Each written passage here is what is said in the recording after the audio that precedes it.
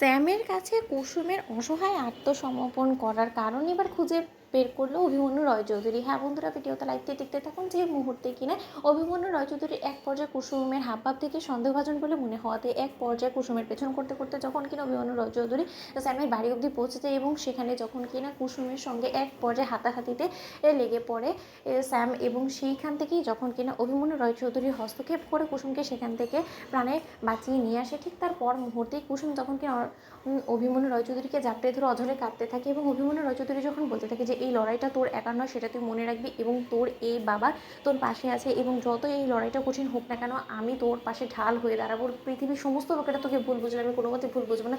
তবে কি এটি একমাত্র কারণ ছিল যে যার জন্য কিনা তুই অসহায় আত্মসমর্পণ করেছিস স্যামের কাছে এবং তুই বাধ্য হয়ে তোর দেবী মায়ের সামনে আয়ুষকে অস্বীকার করেছিস, এই ভালোবাসাকে অস্বীকার করেছিস, বিয়ে থেকে শুরু করে সমস্ত কিছুকে তুই রীতিমতো অস্বীকার করে গিয়েছিস। তুই ভাবিস না, আমি বেশ ভালো করে বুঝতে পেরে গিয়েছি তোকে আর আমাকে কোনো রকম কোনো কিছু দিয়ে বোঝানোর প্রয়োজন নেই। সমস্ত লোকেরা তোকে ভুল বুঝবে, সেটাই স্বাভাবিক, কারণ তোর এই আচার আচরণ সমস্ত লোকেদের চোখে নাই বাজার আর সন্দেহ হওয়ার স্বাভাবিক। কিন্তু আমি তোকে মেয়ে হিসেবে দেখেছি এবং তার থেকেও বড় কথা, আমার মেয়ে কোন রকম কোনো কষ্টে রয়েছে সেটা বাবার চোখ থেকে কী করে আড়াল হতে পারে বলতো।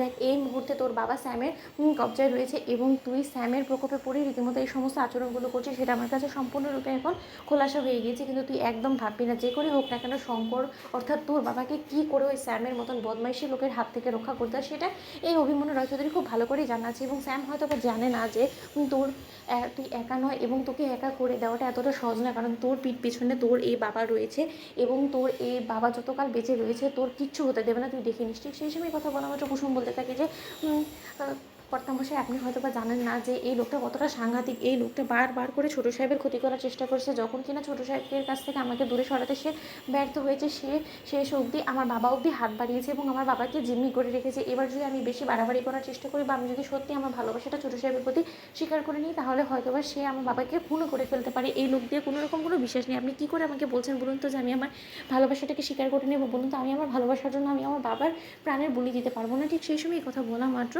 অভিমন্যু রায়চৌধুরী যখন বলতে থাকে যে তোকে কে বলেছে বলতো, আমি তোকে ভুল বুঝেছিলাম একটা সময়ের জন্য, কিন্তু এখন তো সমস্ত সত্যটা আমি জানতে পেরে গিয়েছি।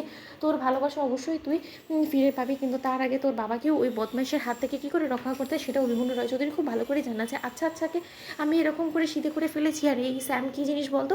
স্যামের খুব শখ জেগেছে না যে ওর বোনের স্বপ্ন পূরণ করবে এবং ওর বোনের স্বপ্ন পূরণ করতে গিয়ে ও রীতিমতো জানে না যে ও কার সঙ্গে পাঙ্গা নিয়ে ফেলেছে। এবার দেখে অভিমন্যু রায়চৌধুরী ঠিক কী করে এই স্যামকে সায়স্তা করে।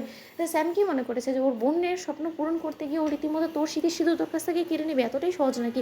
তোর বাবাকেও তুই ফিরে পাবি, দেখে নিস তো। বন্ধুরা, লাইক এবং শেয়ার করে সাবস্ক্রাইব করতে ভুলো না।